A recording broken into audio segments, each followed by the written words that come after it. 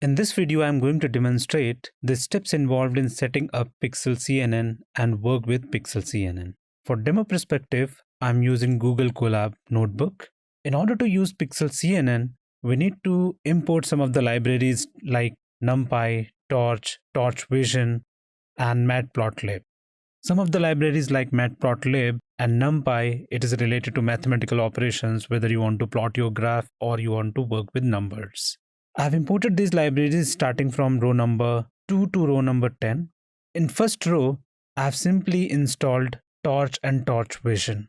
Post that, I've imported these libraries from row number 2 to row number 10. In row number 13 and 14, I'm simply setting up few numbers which are related to NumPy so that I can seed randomly or start our numbers which we are going to create a data set for. We can talk more about this data set as we go ahead in the further steps. In the next cell, I'm going to define a class related to Pixel CNN. This is the primary and the place where the main agenda of this topic relates to. Here we need to define that how our neural network will look like.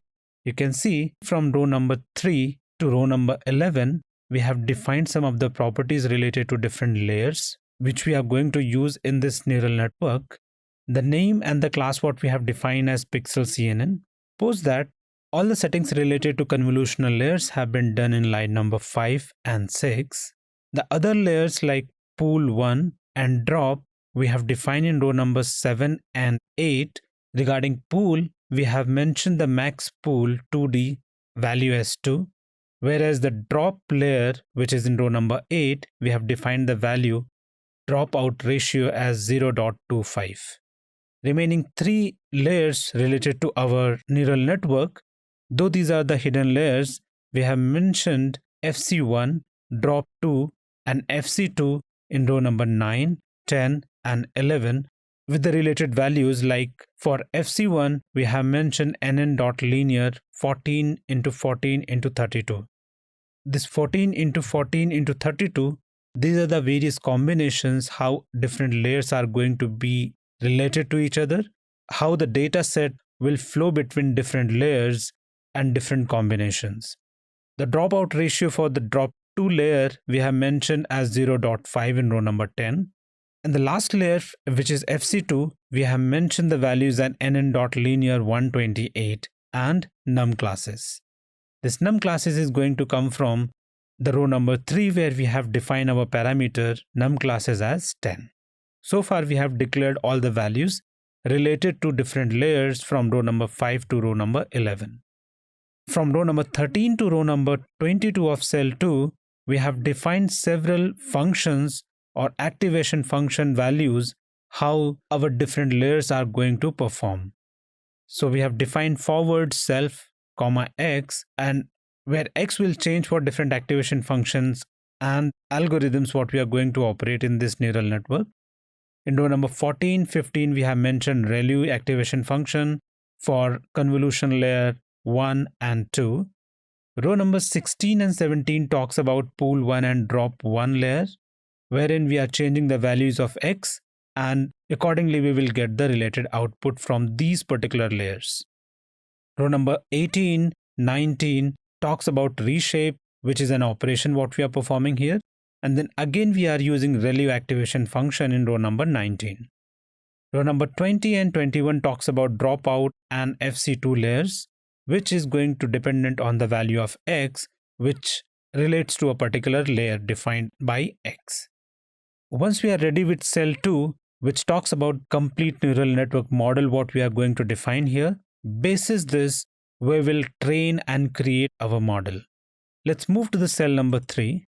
Cell number 3 is all about creating our data set, transforming our data set. So we are using the functions related to transform and properties related to TensorFlow. And we are trying to normalize our data in row number 5, wherein we have mentioned the normalization attributes as 0.1307 and 0.3031. We'll use valid transform is equal to transform. This will basically help us to validate our data that we have mentioned in row number 9. In row number 12, 13, 14 and 15, we have simply mentioned the dataset which we are going to use as the basic data.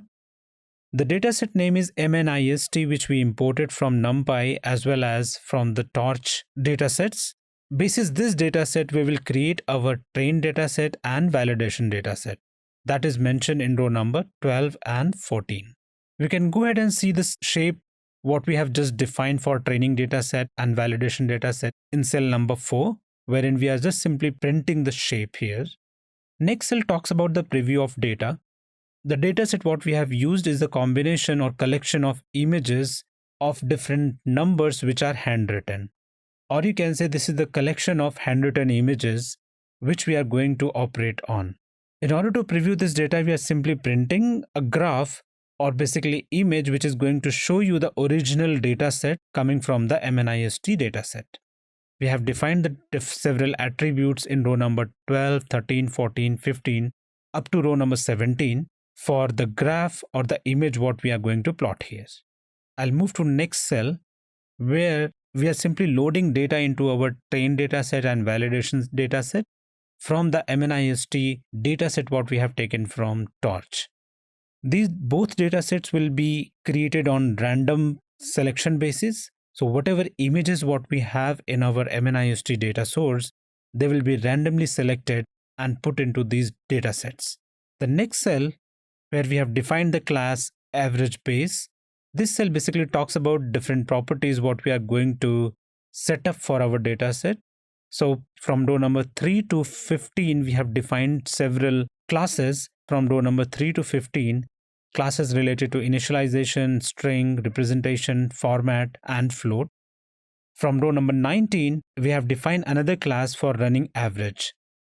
This class is basically going to take the numbers what we have set as seed and manual seed for NumPy. These classes like define INIT in row number 24 and the class define update in row number 28. These are going to take random values out of these data sets what we set for NumPy as well as the dataset what we have selected, and it will compare the handwritten images against the actual number. The next class what we have defined as moving average in row number 35, this is exponentially going to decrease the value of moving average and run through both the classes what we have defined above in row number 24 and 28. So the same classes INIT and update will be used again with the random values after reduced moving average. The next cell, we are going to monitor the progress related to these classes what we have just defined in the previous cell. So the class average base is going to call same functions what we defined there, like INIT, which is initializing our model, str, representation in row number 11, format in row number 14, and float in row number 17. By initializing and calling these functions, we'll go through different classes like average base and another class like running average in row number 21. From row number 26 to row number 50, we have defined these classes like running average and moving average. However, we are simply calling those functions what we defined in previous cell. These functions are INIT and update. The only difference is we are changing the values related to these classes and related attributes in both cases. One with cumulative moving average. In the second class, we are using reduced moving average, or you can say exponentially decaying moving average, which is represented as EMA in row number 39, which is commented, though the definition has been defined between row number 42 to 44. So far, we have defined our training dataset, validation dataset, we have defined our classes, and we have defined our model, which is based out of Pixel CNN. Now we are going to initialize our model in next cell where we have mentioned device as CUDA. Basically, in order to run models related to Pixel CNN, you need to have GPU based machines, and this CUDA works on GPU based machines only. So that's why we need to define the device type and the model what we have created, which is Pixel CNN, and the model2.device basically going to represent in row number 4 like our model is going to run on what type of device. Once we initialize our model, basically we will call our progress monitor in next cell and call the same classes in row number 14, 19, and 22 like init, HTML, and update, and will monitor the progress related to our model. So far, we'll simply take the images from the dataset and we'll compare with the actual numbers and try to identify a proper match against image and a number. In order to get better performance, we need to train our model. That is what we are doing in the next cell. We have created optimizer and several checkpoints. So optimizer has been defined from row number 2 to 8, which is going to save values related to optimization and training process. The same thing can be checked out of another class what we have defined from row number 12 to row number 18. Here we have defined several checkpoints against our optimizer, the model, and the file name that is mentioned in row number 12. This checkpoint is going to give us the values and the comparison against the actual number and the image what we are going to compare with. The next cell actually talks about the complete training process where we need to run different number of iterations and we can train our model. So you can see in row number 1 we have defined the training function including our optimizer, model, number epochs. We want to run 5 iterations. First iteration will start from the first one. We don't want to skip any epochs. That's why we have defined first epoch as 1. We are going to compare both datasets, training dataset and validation dataset. That's why we have defined these functions in row number 5 and 6.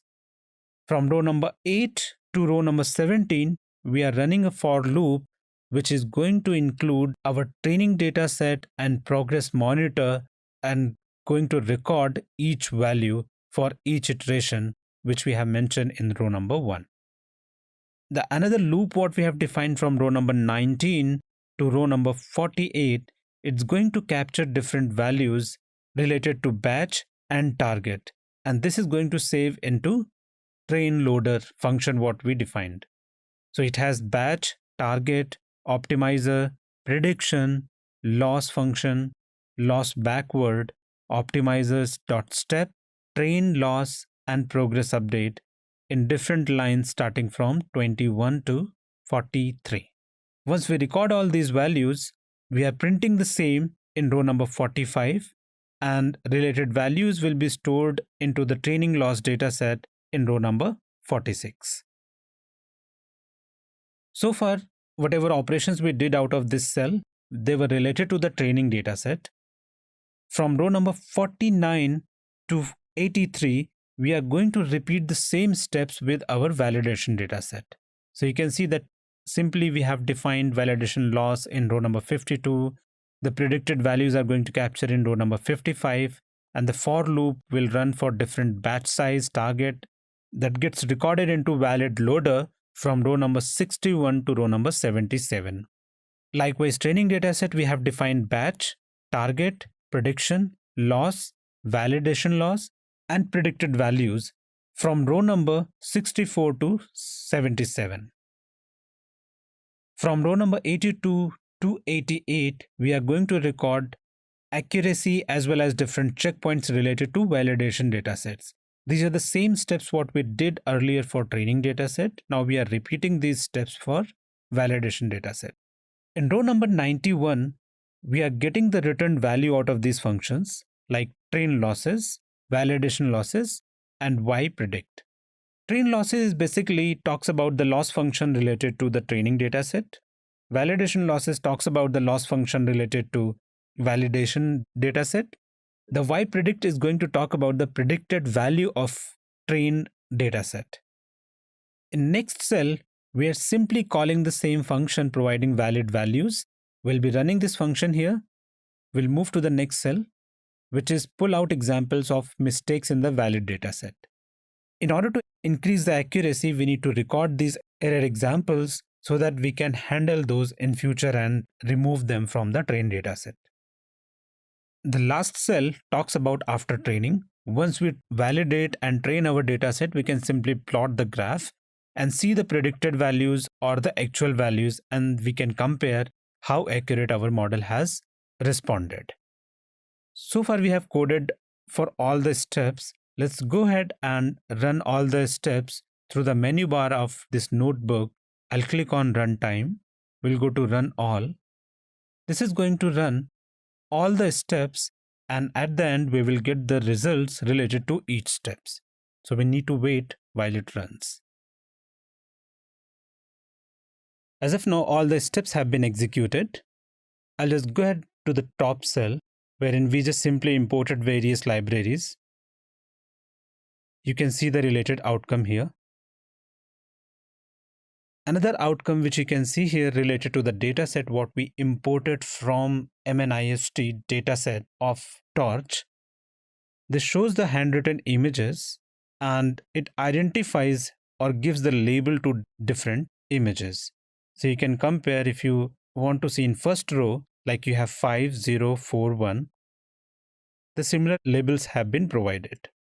Now, when we created our model, we trained our model and executed it further.